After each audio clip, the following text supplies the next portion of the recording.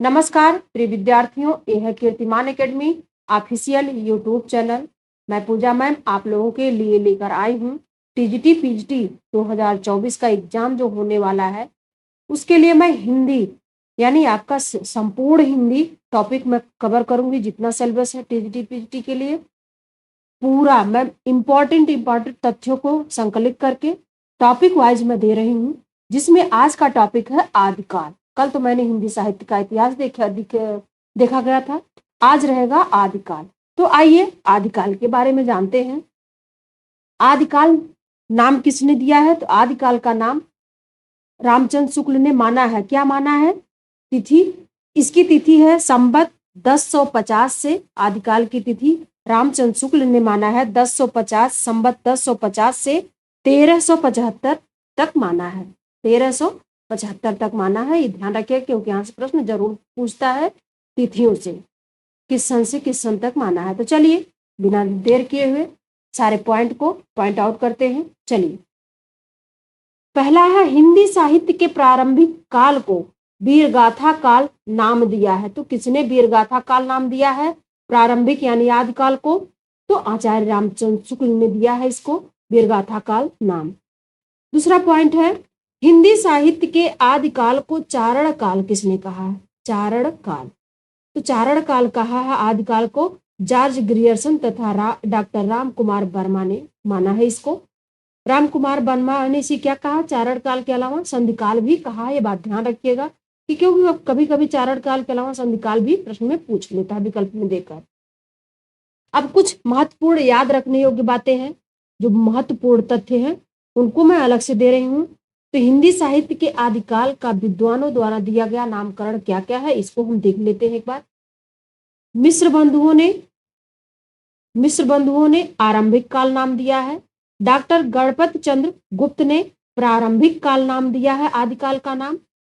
इसी तरह राहुल सांकृत्यायन ने सिद्ध सामंत काल नाम दिया है आदिकाल का। महावीर प्रसाद द्विवेदी ने क्या नाम दिया है आदिकाल का? तो बीज वपन काल नाम दिया है। इसी तरह डॉक्टर मोहन अवस्थी ने क्या नाम दिया है आदिकाल का? तो आधार काल नाम दिया है। ये बात ध्यान रखिएगा क्योंकि इंपॉर्टेंट है। इसी तरह आचार्य हजारी प्रसाद द्विवेदी ने क्या नाम दिया है आदिकाल का? तो आदिकाल नाम ही दिया है। विश्वनाथ प्रसाद मिश्र ने क्या नाम दिया है आदिकाल का? तो वीर काल नाम दिया है उन्होंने। किसने दिया है? विश्वनाथ प्रसाद मिश्र ने दिया है। आचार्य रामचंद्र शुक्ल ने क्या दिया है? अभी मैं पीछे बताई हूँ शुरुआत के टॉपिक के, तो वीरगाथा काल नाम दिया है। डॉक्टर रमाशंकर शुक्ल यानी रसाल नाम, उनको रसाल के नाम से भी जानते हैं, तो जयकाल नाम उन्होंने दिया। किसने दिया है? डॉक्टर रमाशंकर शुक्ल रसाल ने। तो ये हो गए महत्वपूर्ण याद करने योग्य तत्व। आइए आगे पॉइंट को देखते हैं। गोरखनाथ का समय 11वीं शताब्दी है, यह मान्यता किसकी है? यह मान्यता है गोरखनाथ का समय 11वीं शताब्दी है, इसकी मान्यता है। तो यह मान्यता है डॉक्टर पीताम्बर दत्त बड़थवाल की। किसकी है? पीताम्बर दत्त बड़थवाल की है। आइए आगे देखते हैं। इतिवृत्त और आलोचना का समवेत रूप होने से वह इतिहास आज भी प्रकाश स्तंभ बना हुआ है। इस कथन में जिस इतिहास की ओर संकेत किया गया है उसके लेखक कौन है? ये बहुत ही महत्वपूर्ण तथ्य है क्योंकि पीजीटी में जरूर इस तरह के प्रश्न पूछे जाते हैं। ये बात ध्यान रखिएगा। इसके लेखक कौन है? तो आचार्य रामचंद्र शुक्ल जी हैं। आचार्य रामचंद्र शुक्ल जी। आइए आगे देखते हैं। अपने साहित्य इतिहास ग्रंथ में हिंदी के गद्य साहित्य को गद्य का आविर्भाव, गद्य का प्रवर्तक यानी गद्य का प्रवर्तन, गद्य का प्रसार और गद्य की वर्तमान गति खंडों में विभक्त किया है। तो यह किसने किया है इतने खंडों में विभक्त? तो इसको किया है किसने? आचार्य रामचंद्र शुक्ल ने किया है। ये बात इंपॉर्टेंट है, इसको याद रखिएगा। आइए आगे देखते हैं। आगे है डॉक्टर राम कुमार वर्मा ने हिंदी साहित्य का आरंभ कब से माना है? तो डॉक्टर राम कुमार वर्मा के द्वारा हिंदी साहित्य का आरंभ माना गया 693 ईस्वी, 693 ईस्वी से। आगे है बौद्ध धर्म से जुड़े हुए साहित्य की भाषा कैसी है? बौद्ध धर्म से जुड़े हुए साहित्य की भाषा पाली है, पाली भाषा है। बौद्ध धर्म से जुड़े साहित्य की भाषा पाली मानी गई है। आगे है भरतेश्वर बाहुबली रास रचना किसकी है? किस भाषा में है? ये आपको बताना है। भरतेश्वर बाहुबली रास रचना अपभ्रंश प्रभावित हिंदी में है। कैसी है? अपभ्रंश से प्रभावित हिंदी में की गई है। आगे है, भारतेश्वर बाहुबली रास के रचनाकार कौन है? भारतेश्वर बाहुबली रास के रचनाकार हैं शालिभद्र सूर। कौन है? शालिभद्र सूर। आगे है, पंच पांडव चरित रास के रचयिता कौन है? तो पंच पांडव चरित रास के रचयिता है शालिभद्र सूर है। ढोला मारू रा दूहा है, यह कब की और किस भाषा में, किस तरह का है? तो ढोला मारू रा दूहा है 11वीं शताब्दी में रचित यह रचना है। लोक भाषा इसकी काव्य है। काव्य लोक भाषा है इसकी। आगे है, अपभ्रंश शब्द का सबसे पहले उल्लेख किया है, किसने किया है? तो पतंजलि ने किया है। पतंजलि, ये आज का पतंजलि नहीं, पतंजलि ने किया है, ऋषि पतंजलि। आगे है, अवहट्ट भाषा से तात्पर्य क्या है? अवहट्ट भाषा से क्या तात्पर्य है? तो ये ग्रामीण अपभ्रंश भाषा है। अवहट्ट भाषा कैसी है? ग्रामीण अपभ्रंश से विकसित अवहट्ट भाषा है। आगे है, अवहट्ट भाषा में शिक्षा शब्द के लिए प्रयोग किया गया शब्द क्या था? तो शिक्षा था। क्या था? शिक्षा। शिक्षा शब्द के लिए प्रयोग शब्द था अवहट्ट भाषा में शिक्षा। आइए आगे देखते हैं। राहुल सांकृत्यायन के अनुसार चर्या गीत और दोहा कोश की रचना करने वाले पहले बौद्ध सिद्ध कौन थे? तो ये सरापा थे। कौन थे? सरापा। पहले बौद्ध सिद्ध थे सरापा। सिद्ध परंपरा की योगिनियां हैं। कौन कौन है सिद्ध परंपरा की? इससे प्रश्न जरूर पूछता है। 21 में इससे पूछा था कि सिद्ध परंपरा की कौन योगिनियां। तो योगियों को तो बहुत सारा दिया, योगिनियां इतनी ही है इसलिए सारे नाम दिए गए हैं। तो मणिभद्रपा है, मणिभद्रा जिनको कहा जाता है, मणिभद्रपा और मणिभद्रा दोनों एक ही नाम है। लक्ष्मी करा है, कनक लापा है तथा मेघ लापा है। ये कौन? चारों ही योगिनियां हैं किसकी? सिद्ध परंपरा की। आइए आगे देखते हैं। याद रखने योग्य महत्वपूर्ण तथ्य हैं। अधिकांश साहित्य इतिहासकारों के अनुसार हिंदी के प्रथम कवि हैं। कौन कौन है? सरापा, सरापाद जिनको राहुल भट्ट या सरोज वज्र, ये दोनों का नाम ही अलग अलग इस तरह है, तो कहीं भी मिले तो कंफ्यूज मत होइएगा। जैसे सरापा, सरापाद, इनको दोनों नाम से जानते हैं। सरापाद की रचनाओं का संपादन किया है, तो किसने किया है? राहुल सांकृत्यायन ने किया। किस नाम से किया है? ये भी ध्यान दीजिएगा, दोहा कोश नाम से किया है। आगे है, डॉक्टर गणपत चंद्र गुप्त हिंदी का प्रथम कवि किसको मानते हैं? तो शालिभद्र सूर्य को इन्होंने माना है। किसको माना? शालिभद्र सूर्य को। डॉक्टर राम कुमार वर्मा हिंदी का प्रथम कवि किसे माने हैं? तो स्वयंभू को इन्होंने माना। किसने? डॉक्टर राम कुमार वर्मा ने हिंदी का प्रथम कवि माना है स्वयंभू को। सिद्ध परंपरा के प्रथम कवि कौन है? सिद्ध परंपरा के? तो सरहपा यानी सरहपाद या सरहपा। सरहपा या सरहपाद को हिंदी का प्रथम कवि माना है। किसने माना है? तो राहुल सांकृत्यायन ने माना है।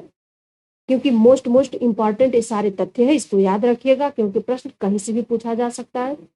सहजयान के प्रवर्तक हैं। कौन है सहजयान के प्रवर्तक? सरहपा या सरहपाद।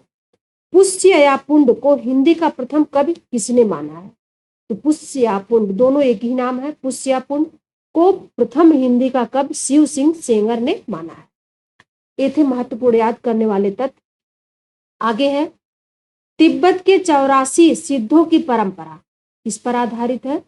कैसे पूरी हुई? सरहपा से आरंभ हुई तथा नारोपा यानी नारोपा से पूरी हुई है। आरंभ किससे हुई है? सरहपा से। और खत्म कहाँ हुई है?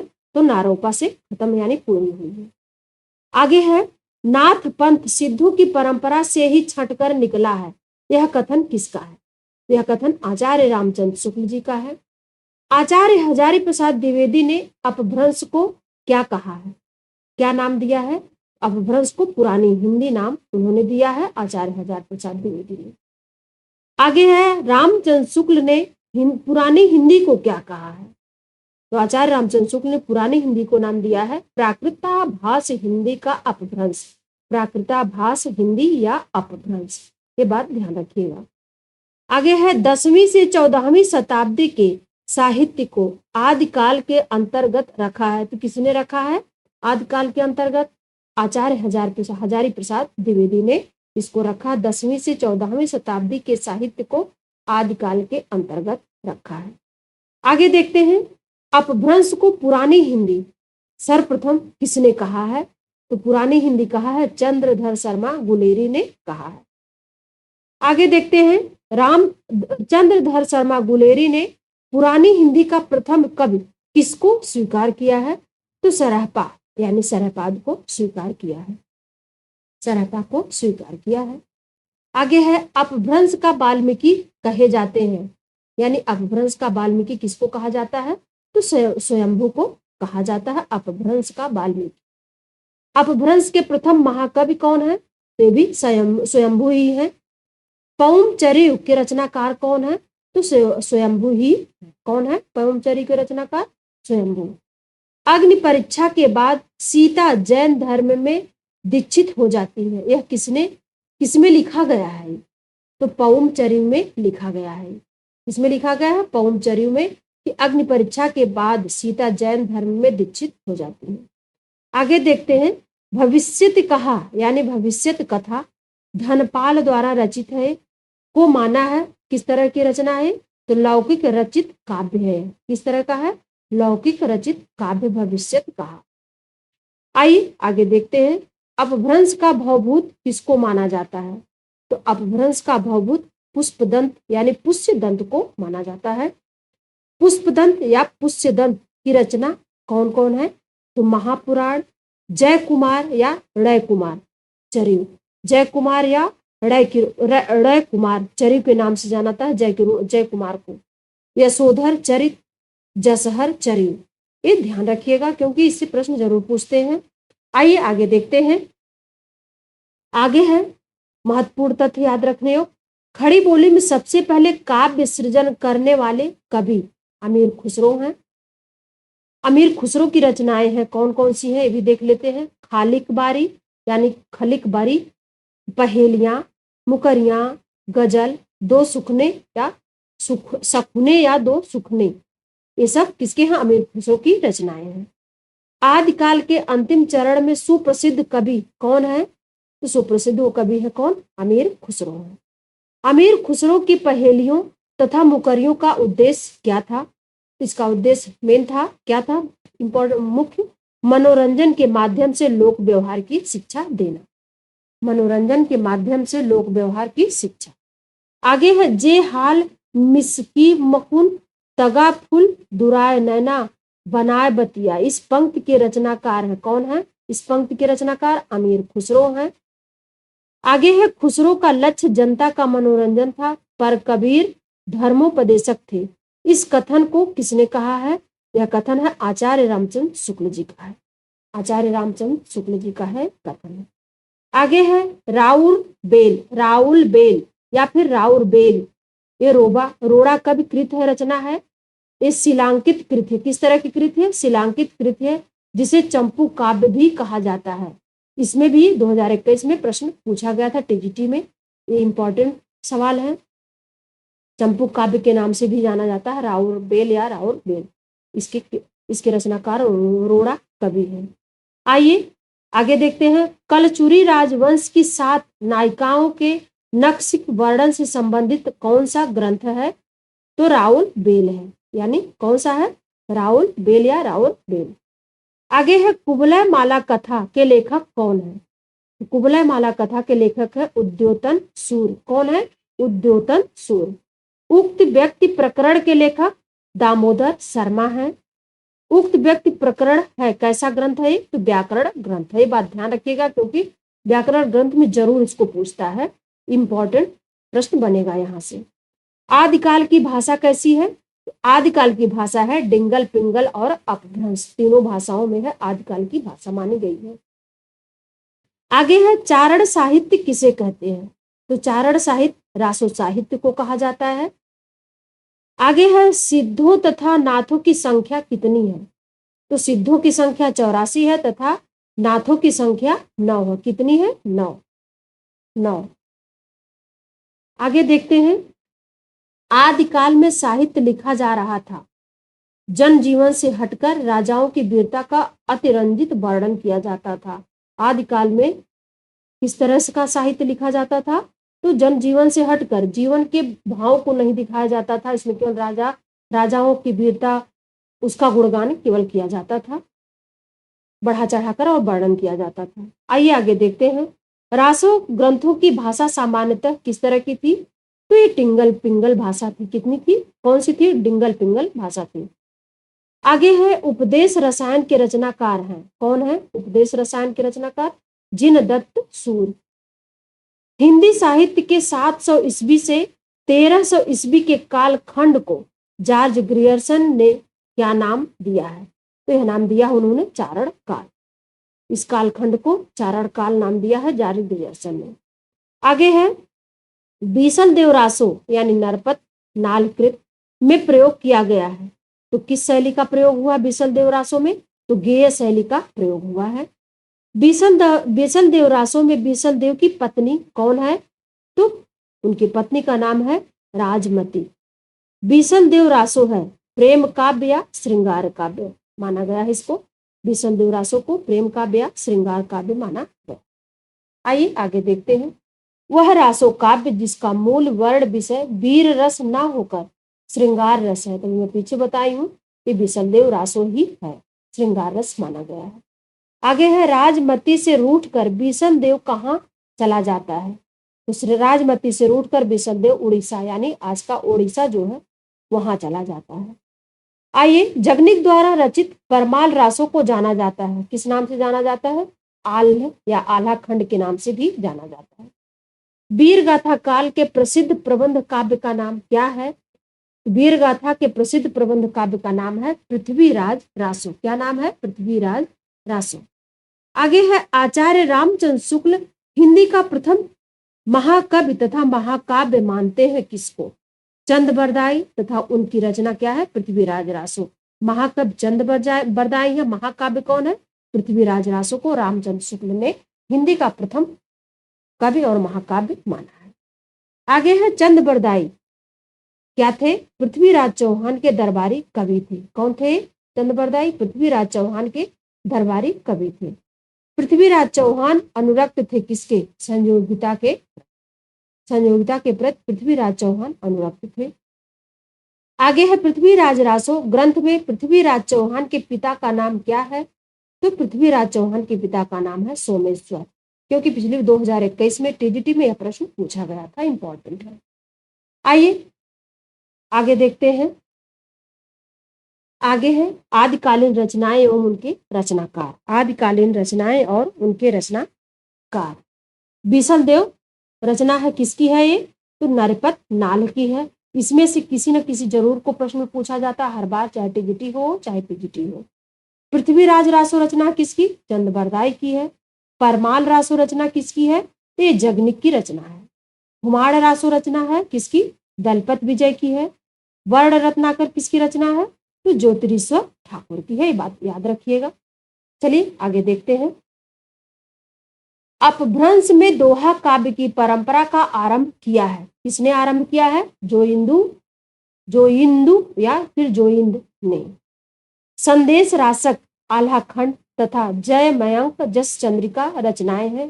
किस काल की रचनाएं हैं ये सब? संदेश रासक, आल्हाखंड तथा जय मयंक या जस चंद्रिका, ये रचनाएं किस काल की हैं? तो वीरगाथा काल की रचना। आगे है विद्यापति तथा उनकी रचना पदावली है।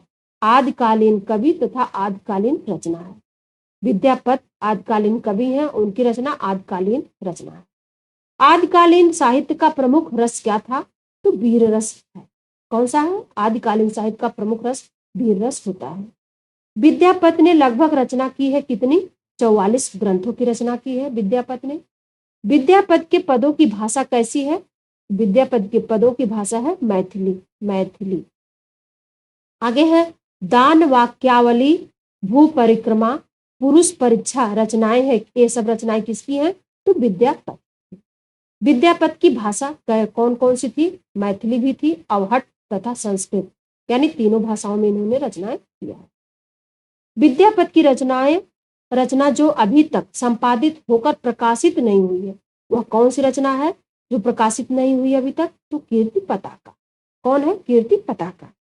आइए आगे देखते हैं। आगे विद्यापति को कृष्ण भक्तों की परंपरा में ना समझना चाहिए, यह कथन किसका है? तो आचार्य रामचंद्र शुक्ल का यह कथन है। आगे है विद्यापति को मैथिल कोकिल कहा गया है। तो पदावली रचना के कारण इनको मैथिल कोकिल कहा गया। काम और भाव और शरीर का सौंदर्य उनके यहाँ उत्सव रूप में है। यह कथन किसका है? तो डॉक्टर रामस्वरूप चतुर्वेदी का है। आइए आगे देखते, देसिल बैना सब जन मिठा, यह उक्ति किसकी है? तो यह उक्ति है विद्यापति की है। अभिनव जयदेव की उपाधि से विभूषित किसको किया गया है? तो विद्यापति को विभूषित किया गया है अभिनव जयदेव की उपाधि से। आगे है विद्यापति आश्रित कवि थे। किसके कवि थे आश्रित? तो महाराज शिव सिंह, नरसिंह, कीर्त सिंह, यानी इतने राजाओं के आश्रित कवि थे विद्यापति। आगे है पंथी साधकों में शामिल है। तो कौन कौन से लोग शामिल हैं? जालंधरी पाव, भरथरी तथा चूड़कर नाथ इत्यादि, इतने लोग पंथी साधकों में शामिल हैं। ये बात ध्यान रखिएगा। आगे है नाथ पंथ के प्रणेता कौन है? तो कौन है? इन्हीं लोग गलतियां कर जाते हैं। नाथ पंथ के प्रणेता आदिनाथ हैं। नाथ पंथ के प्रवर्तक कौन है? अब देखिए प्रवर्तक और प्रणेता दोनों में अंतर है। तो नाथ पंथ के प्रणेता आदिनाथ हैं। नाथ पंथ के प्रवर्तक कौन है? मत्स्येन नाथ तथा गोरखनाथ। क्योंकि विकल्प में दोनों तीनों दे सकता है, तो इसमें जो जैसे प्रवर्तक के रूप में पूछेगा तो मत्स्येन नाथ होंगे तो उनको लगाए, गोरखनाथ होंगे तो उनको लगाइएगा। गोरखनाथ के गुरु कौन है? तो गोरखनाथ के गुरु मत्स्येन नाथ हैं। नाथ संप्रदाय में हठ योग का अर्थ है। ये भी वेरी वेरी इंपॉर्टेंट है क्योंकि बार बार पूछा जाता है और 2021 के टीजीटी में पूछा गया था। ये बात ध्यान रखिएगा। टीजीटी में ह का अर्थ क्या होता है? हठ, हठ शब्द का। तो ह का अर्थ होता है सूर्य और ठ का अर्थ होता है चंद्र। तो दोनों का योग मिलाया गया तो हठ हो गया, तो हठ योग होगा। आइए आगे देखते, हठ योग का उपदेश दिया था। किसने दिया था हठ योग का उपदेश? तो गोरखनाथ ने दिया था। सिद्ध कवियों द्वारा प्रयुक्त भाषा को कहा जाता है। सिद्ध कवियों द्वारा प्रयुक्त भाषा को संध्या या संध्या भाषा कहा जाता है। संध्या या संध्या भाषा कहा जाता है। हिंदवी शब्द का प्रथम प्रयोग किया है। तो किसने किया है हिंदवी शब्द का प्रथम प्रयोग? तो इतिहासकार अबू सईद ने किया है। यह भी प्रश्न इंपॉर्टेंट है क्योंकि ये भी टीजीटी पीजीटी में दोनों बार पूछा गया था। अब पूछा जाता, बार बार रिपीट होता है। आइए आगे देखते हैं, इंपॉर्टेंट है। पार्श्वनाथ चरित के लेखक कौन है? तो पार्श्वनाथ चरित के लेखक है वादिराज। कौन है? वादिराज। आगे देखते हैं, निर्भय भीम व्यायोग के लेखक कौन है? निर्भय भीम व्यायोग के लेखक है रामचंद्र सूर्य। तो ये था आज आदिकाल टॉपिक। आगे टॉपिक है आपका भक्तिकाल आएगा। अगले टॉपिक उसको मैं अगले दिन कवर कराऊंगी। तब तक इसको आप लोग पढ़ते रहिए और ध्यान से पढ़िएगा, पढ़ते रहिए, स्वस्थ रहिए। तब तक के लिए नमस्कार, मिलूंगी अगले क्लास में।